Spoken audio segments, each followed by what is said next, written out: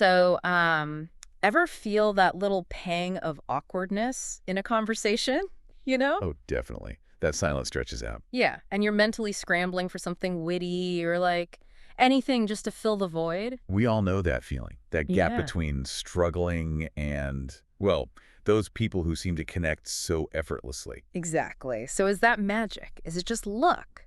Or is it something, we can actually learn how to create that connection? Well, that's exactly what we're diving into today. We're going to unpack the core ideas from Patrick King's book, Improve Your Conversations. Okay. Think of this as maybe a fast track to more meaningful interactions. But without feeling like you're cramming for some kind of social exam, Right, nobody wants that. our goal is pretty simple, really. We want to pull out the key strategies that can help you build real connections. Quickly, Yeah. effectively. Yeah, because conversation shouldn't feel like hard work, should it? And for me, the big thing in King's work, the real sort of aha moment, is this. Forget trying so hard to be the most fascinating person there. It's actually much more achievable. It's about being, well, truly present. hmm Connecting with the person right in front of you. Yes. Okay, let's dig into that first part then. Right. That pressure to impress. It's so common, isn't it? Totally.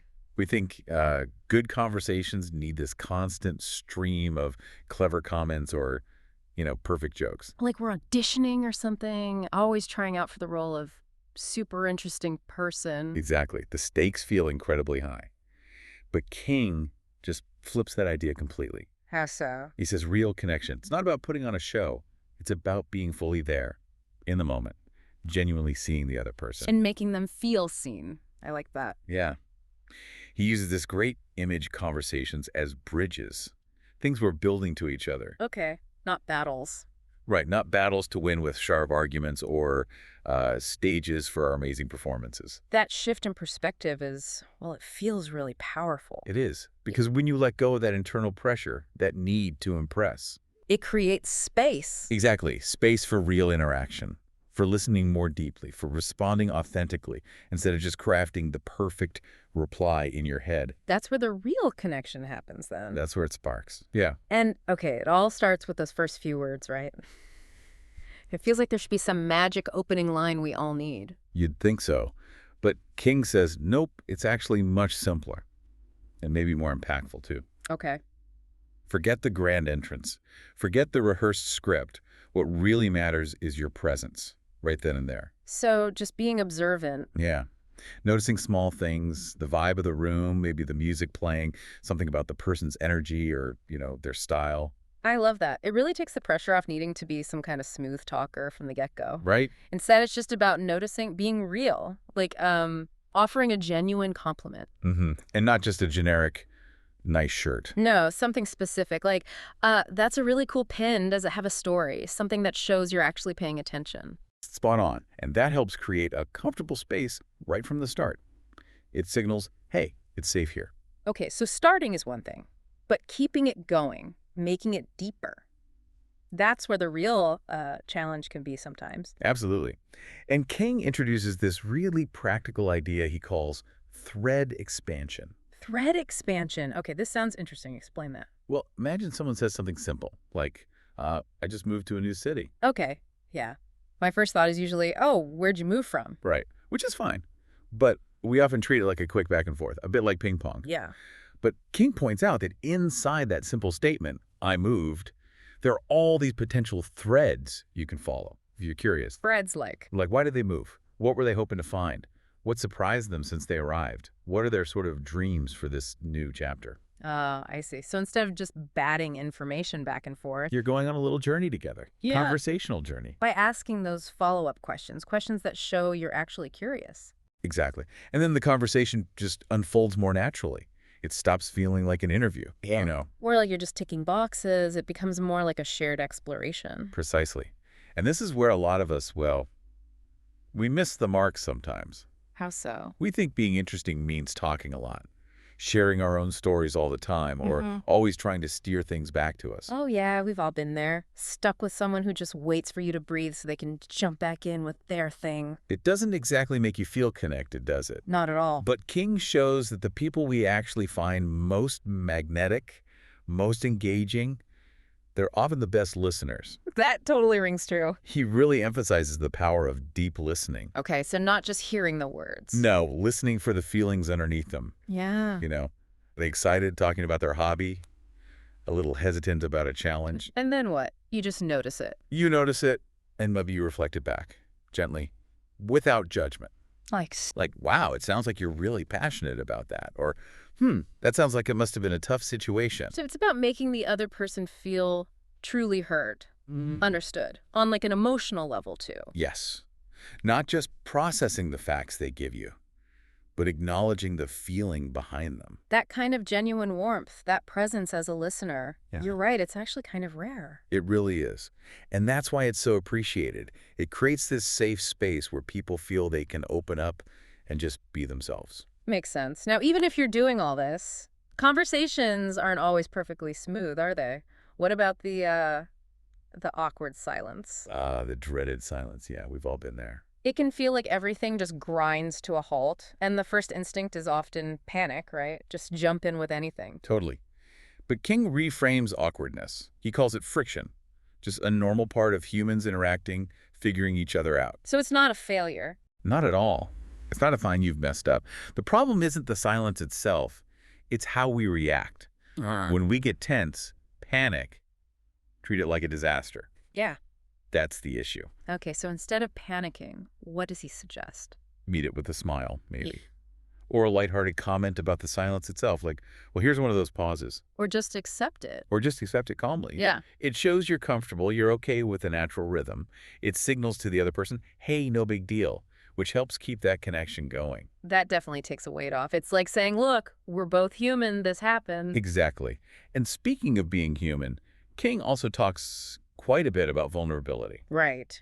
Which feels kind of counterintuitive, doesn't it? We usually think we need to project this perfect, flawless image to be liked. That's such a common belief. Yeah. But he argues that real connection actually grows through, well, imperfection. Through vulnerability. Yeah. Sharing something real about yourself, admitting you're a bit nervous, even just laughing at your own silly mistake. He says that's actually a fast track to building trust. So showing up authentically, kind of flaws and all. It encourages the other person to do the same. It creates this mutual feeling of safety. Like, okay, I can be real here too. And that leads to much richer conversations, more meaningful ones. Absolutely. It's like you're saying, this is the real me, and it gives them permission to drop their guard too. Okay, so we've got words, listening, vulnerability. But conversation isn't just verbal, is it? Not at all. King reminds us about the huge role of body language. The silent conversation that's always happening. Right. Things like how you're standing, are you making eye contact, leaning in, turned away, all that stuff. It communicates so much, doesn't it? Definitely. And when your body language matches up with your presence, when you're showing you're engaged nonverbally too, it creates a much stronger emotional connection. So like a little head tilt when listening, leaning forward slightly. Yeah, genuine eye contact, not staring, but connecting. A real smile. These subtle things say, I'm here with you, I'm engaged. And it works both ways, right? Paying attention to their body language too. Oh, absolutely. Reading their cues tells you a lot about how engaged and comfortable they are. Are they leaning in? Are their arms crossed? It helps you gauge the connection. So it's about tuning into the whole communication package, not just the words flying back and forth. Exactly. Now, we've talked starting, keeping things going. But King also stresses how important it is to end conversations well. The exit strategy. It's not just about a quick bye, then. No, definitely not. The way you wrap things up leaves a really lasting impression. Okay. So King pushes for warm, confident closures. No, like ghosting mid-sentence or mumbling a rushed goodbye as you back away. We've all seen that happen, or done it. Probably. Instead, end with a genuine smile. Maybe thank them for the chat. It was really interesting talking to you about X. And maybe leave the door open. Yeah, potentially. If it feels right, maybe we can connect again sometime, something that feels natural. That final moment really does shape how someone remembers the whole interaction, doesn't it? It really does. It puts a nice finishing touch on it. So if we kind of bring all these threads together, King really wants us to rethink our whole approach. Yeah, seems a fundamental shift. Absolutely. He wants us to move away from seeing conversations as these high-pressure performances or like intellectual sparring matches. And see them more as? More like opportunities for enjoyable, spontaneous connection. like a playground for interaction almost. A playground, I like that. Less pressure. Exactly. And when you make that mental shift, it just takes so much pressure off, doesn't it? Yeah, you stop worrying so much about saying the perfect thing. And you focus more on just being present, engaging authentically. It sounds like it could genuinely change how you experience social situations, make them less stressful. It really can. When you prioritize connection over, like, perfect content, when you treat it more like tossing a ball back and forth than performing on a stage, Everything changes. well, a lot shifts. You naturally become a better listener. You worry less about filling every single silence. You start seeing those awkward moments as just, normal. Yeah, the result. Ultimately, you become someone who leaves other people feeling a little lighter, maybe, a little more alive, just from chatting with you. And the really encouraging part, I think, is that King emphasizes this isn't some rare superpower, Not at all. this ability to connect. He says we all have it. It's already inside us. That's such a key takeaway. Real connection isn't about becoming someone else. It's not about mastering some complicated technique. It's simple. It's simple. Oh. It's human. And it's already there. The key is just caring enough to be present, to really listen, and to show up authentically. Without the masks, without needing everything to be perfect. Exactly that. So the real magic, then, it isn't in memorizing clever lines or witty remarks. No, the magic is in the presence, in making that genuine connection, and just being real. When we show up fully, ready to engage, ready to listen, that's when those really joyful, spontaneous exchanges can happen. That's it. The conversations that stick with you, the ones that truly matter, they rarely come from flawless sentences. They come from that mutual presence, that real connection. Okay, so to wrap up our deep dive into Patrick King's work on conversations, the big takeaway feels pretty clear. What stands out most for you? That improving your conversations isn't really about becoming some master orator. It's about shifting your focus, moving from a performance mindset. You have a presence mindset. Yeah. Yeah, it's about connecting, being authentic, Yeah. and genuinely, truly listening to the person right there with you. Spot on. And maybe here's something for you listening to think about. What if you intentionally shifted your focus in just one conversation this week? Even a short one. Just try focusing on presence instead of performance. Yeah. How might that lead to a surprisingly different kind of connection? Maybe even a meaningful one. And, what doors might that open up? That's a really interesting thought to ponder, because you already have this ability. We all do. Exactly. It's just a matter of choosing to tap into it, choosing to let go of that need to impress, and just embracing the simple power of being present.